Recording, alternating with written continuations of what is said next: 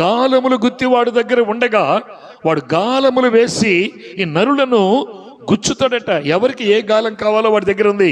జాగ్రత్తగా గమనించండి యవనస్తులారా, ఓ దేవుని సేవకులారా, జాగ్రత్తగా గమనించాలి. వాడి దగ్గర తాళాల గుర్తుంది, గాలాల గుర్తుంది.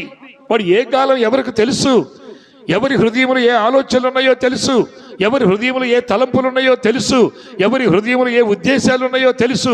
అందుకనే వాడు ఏం చేస్తాడు అంటే గాలం వేసి, నీకు ఏది ఇష్టమో ఆ గాలం వేసి గుచ్చి లాగేస్తాడు.